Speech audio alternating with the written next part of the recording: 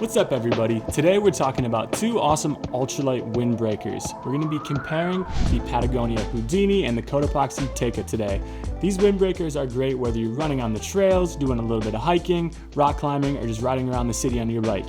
You know, basically anything where you're going to be getting into any type of activity where it's a little bit windy, not too cold, not raining, but you just need something to block a little bit of that wind. So let's hop right into these things and see how they stack up. So the Houdini is coming in at 3.7 ounces. I mean, this is really like lighter than a freaking granola bar, to be honest with you. It's absolutely nothing. It packs up super nice and tight. You'll see it in this B-roll we got right here. We can get this thing into a fanny pack. It's pretty incredible.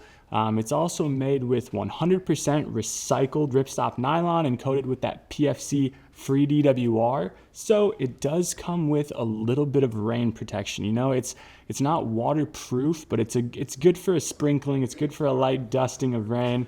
The Cotopaxi Teca comes in at 4.5 ounces, slightly beefier, but again, still can pack this dang thing down right into your pocket. So incredible either way with the versatility that both of these pieces bring to the table.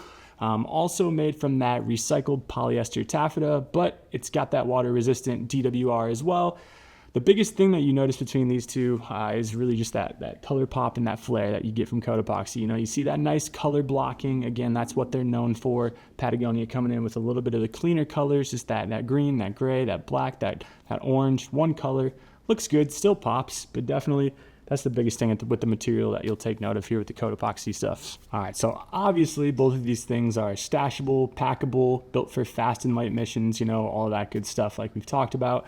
How do they fit? What are the features?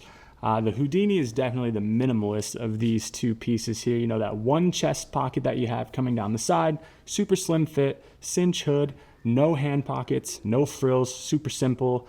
Right around the wrist cuff, you've got like an elastic band around half of it, and then just like a nylon sewn in normal kind of harder wrist, you know, more of a flappy rain jacket type of wrist on one half. I do think this allows it to squeeze pretty nicely on your wrist, but then give a little bit of airflow on that side that's not cinched down with the elastic. So that's a pretty cool techie feature that this comes with.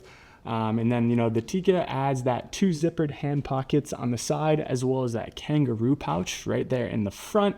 And a little bit of a back panel on that one. So slightly more feature rich with the Cotopaxi, definitely, which is why you're gonna have it be an ounce and a half heavier. You're getting more zippers, you're getting more pockets, you're getting more storage, you're getting more features. But with that, you know, added material, it's slightly less breathable than the Houdini. So, you know, at the end of the day, you know, we're just basically talking about something a little bit more functional versus a little bit more minimal. So that's what it's coming down to in those different specs from both of these jackets. Now, what are these things made for? They are, you know, windbreakers. So they're meant to give you or provide you with that wind resistance. And how do these stack up? So the Houdini is, in my opinion, the beast between these two. It's built for cutting out that little bit of chill without cooking you on the inside. So it's both more breathable and more wind resistant, all in a lighter package. The Teca definitely holds its own as well in the wind, obviously, because it is a windbreaker, but it's definitely not as airtight. You know, when you're adding more zippers, when you're adding more, you know, breathable pockets on the back to kind of give you a little bit more airflow through there, it's not going to keep you as warm in those windy situations. You know, where it shines is its ventilation, which is great thanks to that back panel, especially when you're climbing. So this is a pretty nice thing for providing that kind of wind break, that wind resistance, but giving you breathability.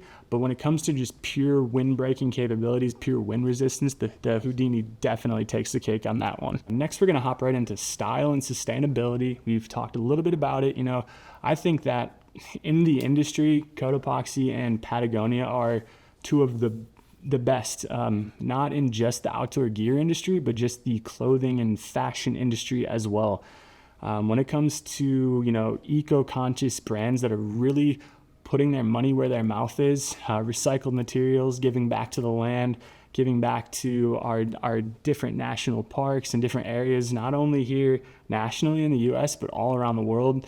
These two companies are stewards of our public lands. So they're both doing a fantastic job, top tier. Not really any competition when it comes to that sustainability piece. And then obviously when it comes to the style, we talked about it, Cotopaxi just leans on those bold colored block patterns. They're always going to have that pop, pop, pop just right in your face with that color. So if you're looking for that, if you want to kind of stand out on the trail, if you want people to see you, maybe it makes you look like you're running a little bit faster. I don't know. But if you like that pop of color, go towards Cotopaxi. But if you're looking for a more simple, more minimal look, Patagonia definitely wins on that one. So, again, you can't really say one is better or other when it comes to style or sustainability. They both are top of the line in both of these categories. Now, what we all want to know: value, price, use case.